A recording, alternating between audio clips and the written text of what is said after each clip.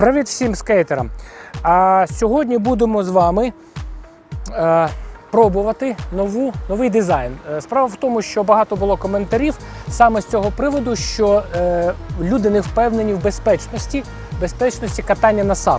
Тобто вони боялися, що буде випадати, будуть перегортатися, люди будуть падати і отримувати доволі важкі травми. Я переробив трішечки дизайн для того, щоб люди, які не мають базових навичок, все ж таки могли займатися сапскейтингом безпечніше.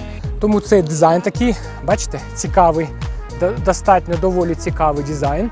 Він зараз у моделі для експериментів, але розрахунки всі є, цифри всі є.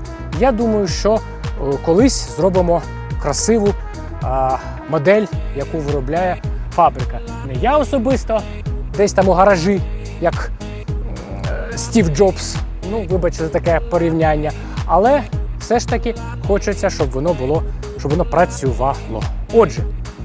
Отже, ми маємо такий дизайн і будемо з вами зараз спробувати його застосовувати. Поїхали. Спочатку по прямій.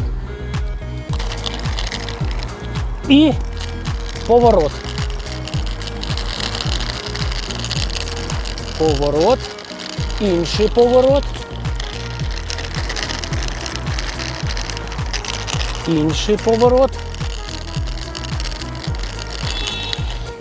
Ну, працює так само, як і попередній дизайн, тобто надійно. Тепер я покажу, як встановлювати саби на поверхню.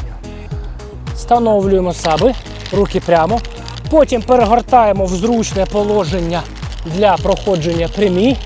І таким чином, бачите, перше колесо в нас далі стоїть, ніж інші колеса, і першим зустрічає всі перешкоди. Ну, окрім того, тут ще є великий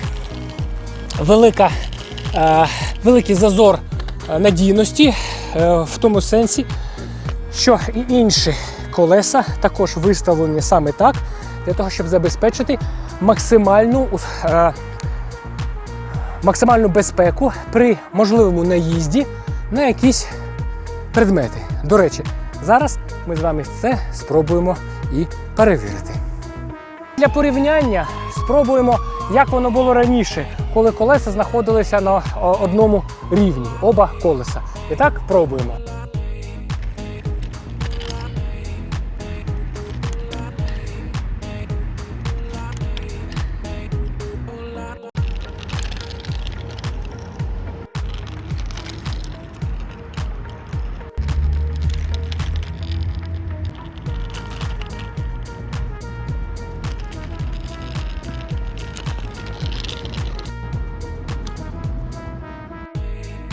Як ви бачили, проходження перешкод, такі, які зустрічаються найчастіше при катанні вашому, можливо, безпечно, ну, при виконанні всіх вимог і при виконанні правильної техніки катання, можливо, безпечно при отакій новому дизайні сапскейта.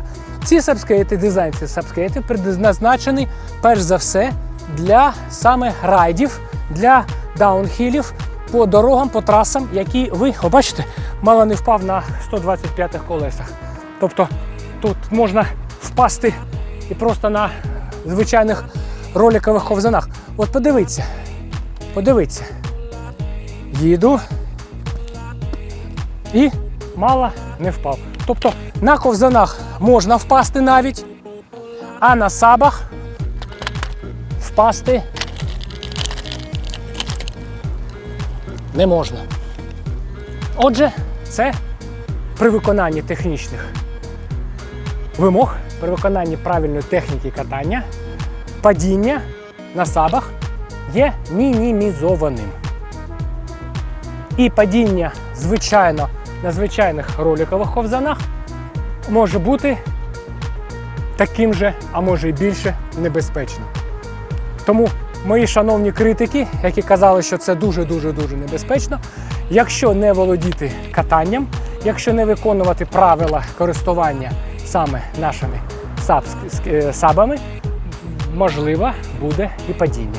А якщо все виконувати як слід, падіння можна уникати і використовувати САП для фан, для тренувань, для задоволення і для загалом геть нових відчуттів від ковзання.